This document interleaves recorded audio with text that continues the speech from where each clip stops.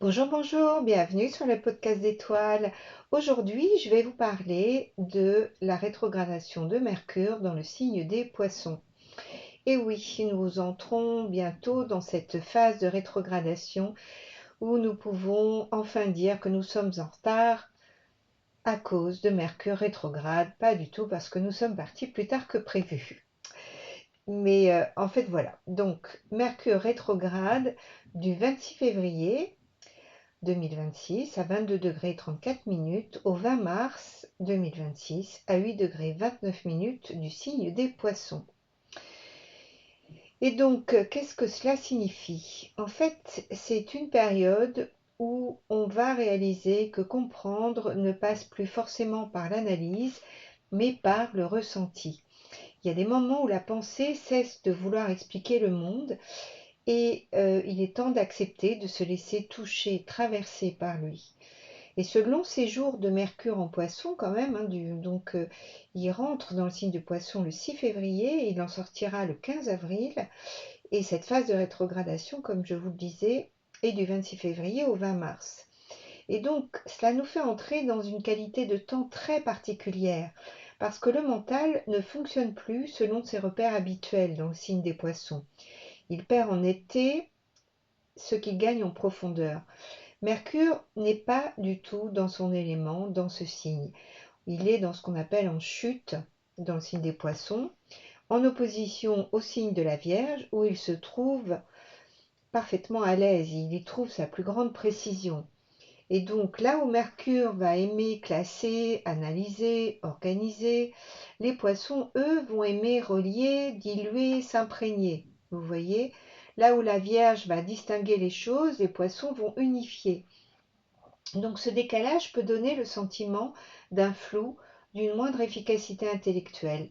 Pourtant, ce déplacement, il est porteur d'un enseignement essentiel, car c'est précisément lorsque l'esprit renonce à maîtriser qu'il peut accéder à une compréhension plus vaste.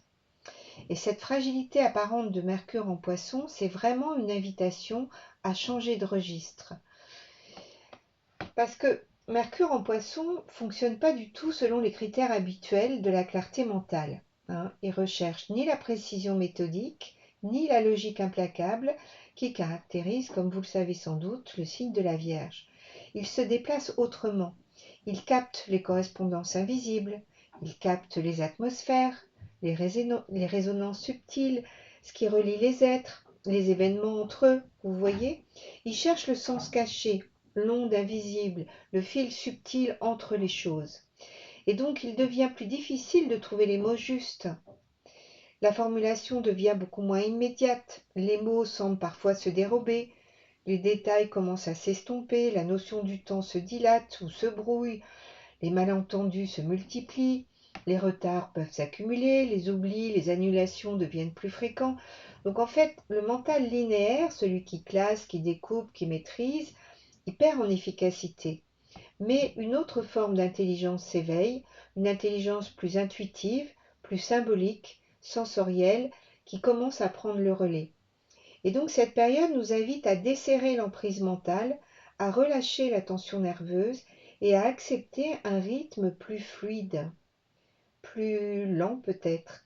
Parce qu'en fait, ralentir devient nécessaire pour percevoir ce qui ne peut être entendu dans la précipitation. Elle nous pousse à ralentir pour entendre ce que le bruit du monde nous empêche habituellement de percevoir. Il peut y avoir trop d'informations, trop d'événements, trop de sollicitations. Mercure en Poisson cherche l'évasion, mais pas nécessairement la fuite, attention, hein, c'est deux choses différentes. Il cherche le retrait sacré, le silence, la mise à distance qui va permettre de digérer. Et ce séjour prolongé de presque 10 semaines agit comme une immersion. On plonge dans notre vie émotionnelle, on revisite des situations laissées en suspens, des conversations inachevées, des schémas répétitifs, ou des contrats invisibles peuvent refaire surface d'ailleurs à cette occasion, hein. Mais Mercure cesse d'être simplement le messager du quotidien. Là, il devient un passeur entre le visible et l'invisible, entre le conscient et ce qui, en nous, attend d'être reconnu. Alors, la rétrogradation, elle débute à 22 degrés du signe des Poissons. le 26 février. Et donc elle va ramener Mercure jusqu'à 8 degrés le 20 mars au moment de l'équinoxe de printemps. Et ce mouvement, il est important, ce n'est pas du tout anodin. Il dessine une trajectoire de retour vers un point plus intime du signe, comme si l'esprit devait revisiter un espace encore inachevé avant que la lumière nouvelle ne s'installe. C'est ça surtout qui est remarquable. Il s'agit vraiment d'un temps euh, comme une immersion. Mercure ne revient pas en arrière pour corriger seulement des erreurs pratiques, hein. Il descend pour approfondir ce qui n'a pas encore été totalement intégré. Et donc, ça met une thématique en évidence qui est l'achèvement. Vous voyez, le poisson, ce sont les derniers signes, c'est le dernier signe du zodiaque. Donc, ça nous parle encore de la fin des cycles, de clôturer, de pardonner, de se délester.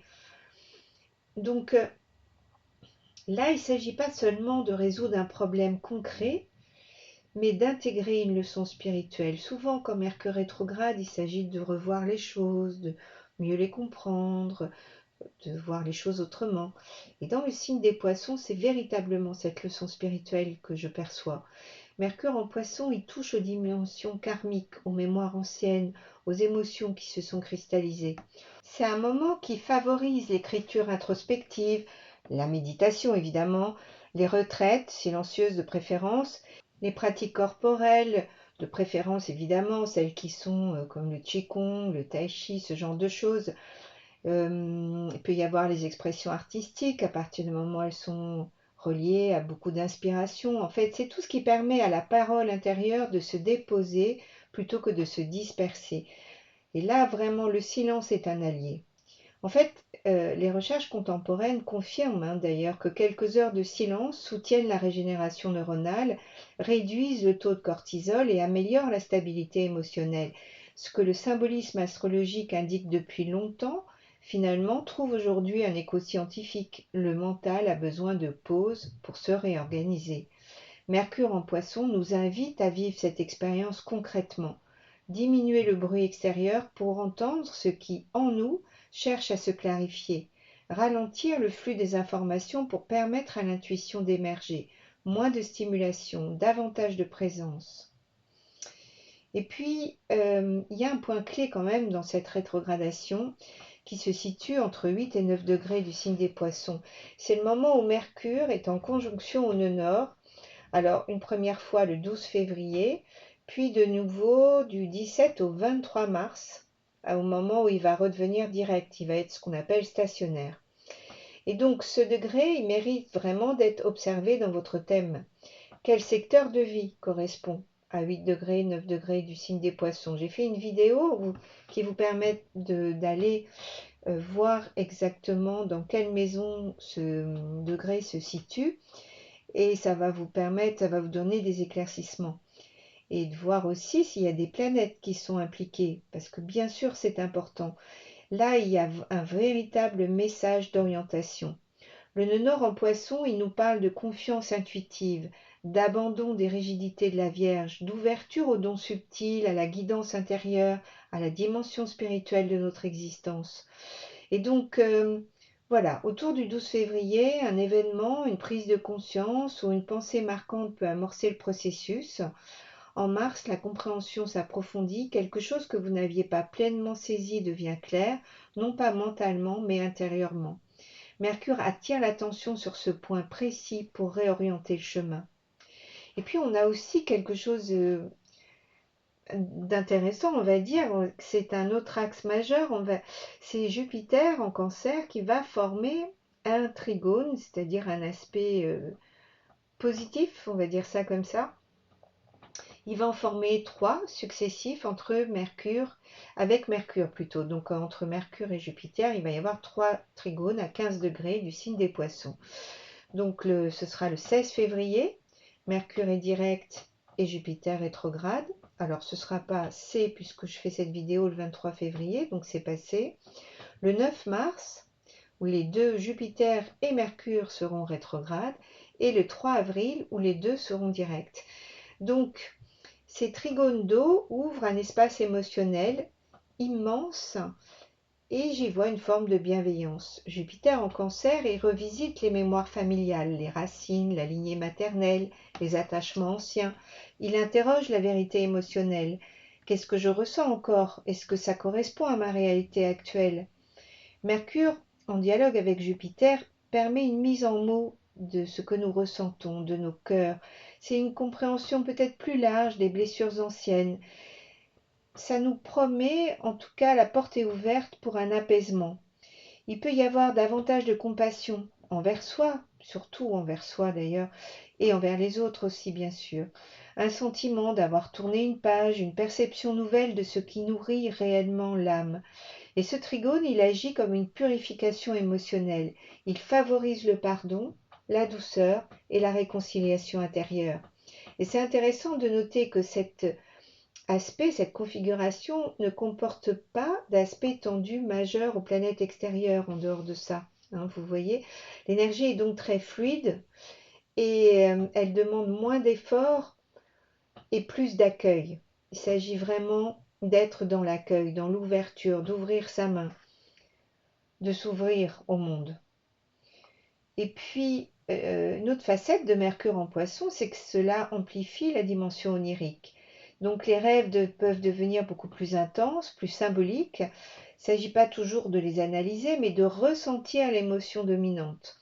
L'intuition du rêve est souvent beaucoup plus juste que son décodage intellectuel, sauf évidemment les gens qui s'y connaissent et les professionnels qui savent interpréter, bien sûr. Mais donc il y a des perceptions subtiles qui peuvent s'intensifier, vous voyez, de la clairvoyance, clairsentience, de l'intuition. On va capter des informations au-delà du plan strictement rationnel. Mercure, c'est le messager des dieux, hein, donc il traverse les frontières entre le visible et l'invisible pour ramener quelque chose à la conscience. Donc, peut-être pouvons-nous en profiter pour avoir une écoute plus fine de notre corps, de ce qu'il nous dit, de notre cœur aussi, ou du champ énergétique.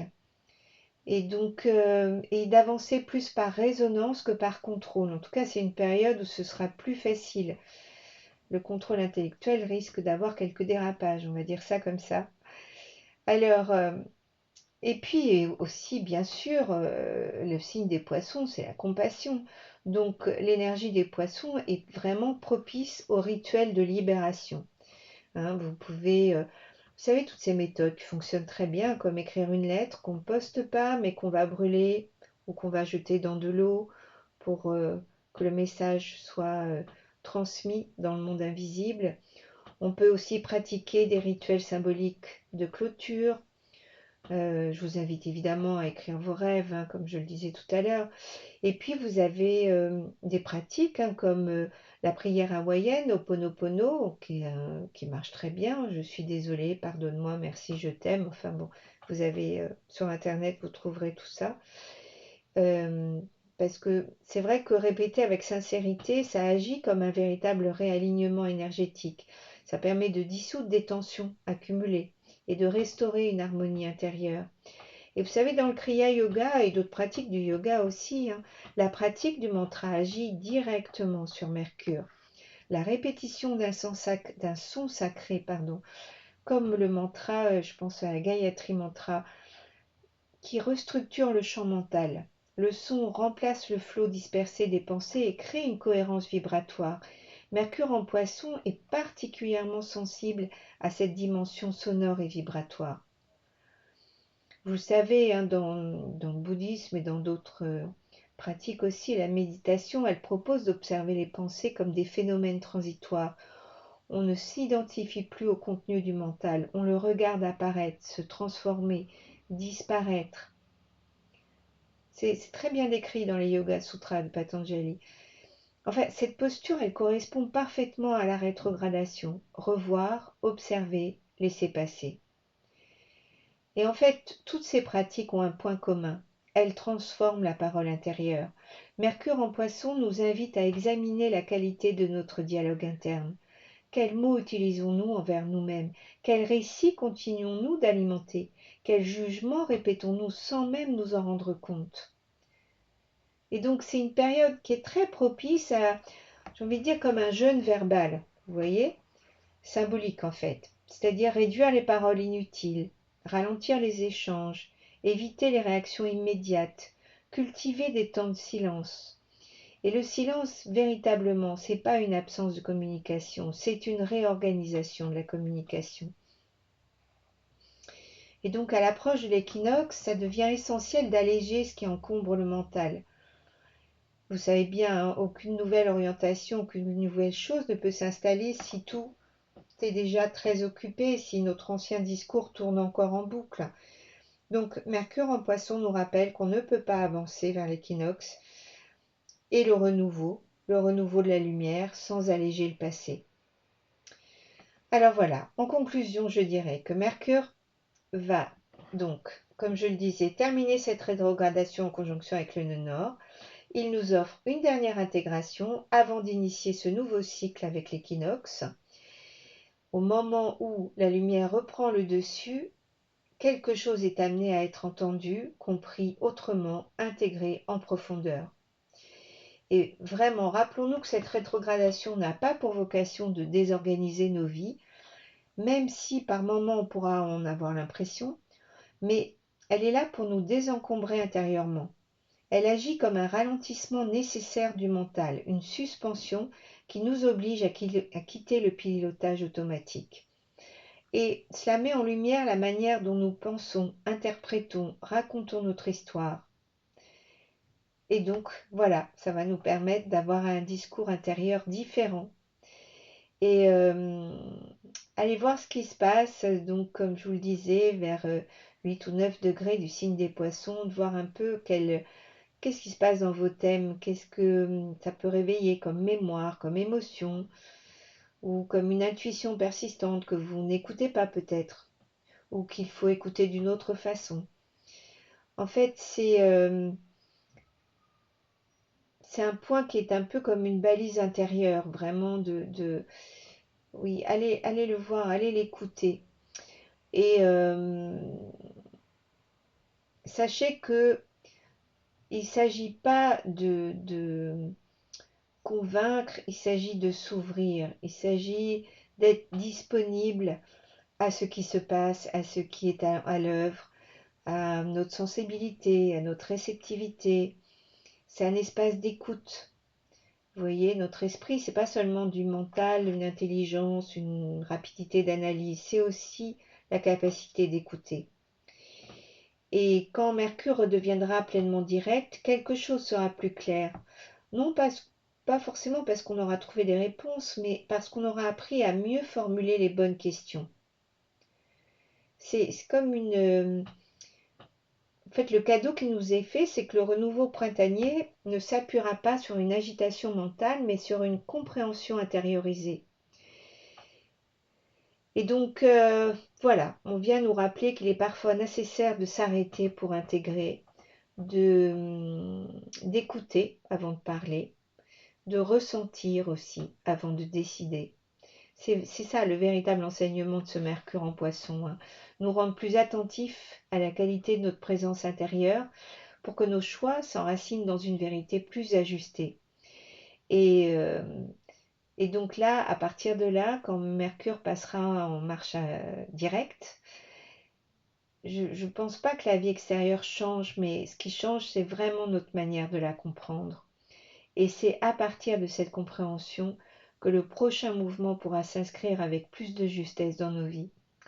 Voilà, je vous souhaite une magnifique écoute et la possibilité de pouvoir rester en silence à l'intérieur de vous et être dans ce ressenti si précieux. Je vous dis à tout bientôt pour un autre podcast. Je vous mettrai dans la description le podcast sur les 3 rétrogradations en signe d'eau de l'année 2026 que j'ai fait il y a quelque temps. Et bien évidemment, si vous avez aimé ce podcast, je vous invite à le liker, à le commenter et à le partager parce que c'est grâce à ça que cette chaîne existe. Et je vous dis à tout bientôt.